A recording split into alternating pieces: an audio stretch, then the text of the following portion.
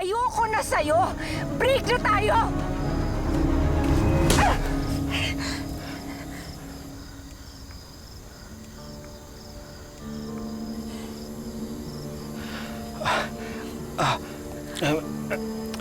I'm sorry. I'm sorry, hindi ko sinasadya. Ikaw kasi, masyadong... Ako na yung sinaktan mo, ako pa may kasalanan. No. No. Ayoko nang marinig yung paliwanag mo. Angela! Dali. Stay there. Gusto mo ipagsigawan namin dito sa kampi pananakit na ginagawa mo kay Angela. Elvis.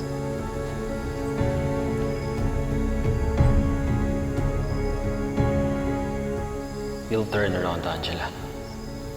Sa gagawin ko, alam kong babalik ka sa akin. First time niya ako sinumpal. And that won't be the last. Kaya tama lang na hiniwalayan mo na siya.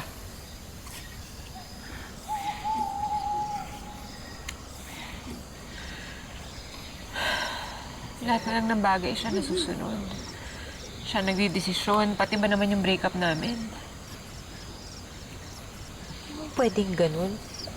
Ang relationship dapat give and take, hindi naman pwedeng one way lang. Tsaka breakup nga eh. Kung ayaw mo na, wala na siya magagawa. Hindi, tama na yung iyak.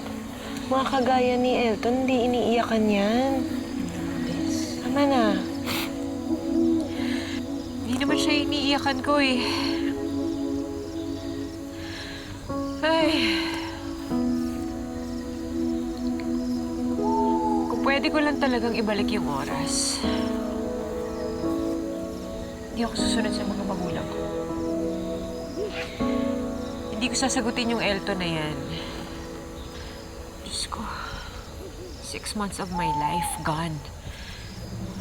Sinayang ko lang din sa mokong na yan.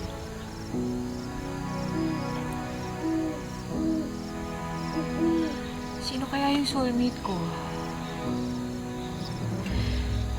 Sana magpakilala na siya sa akin, no?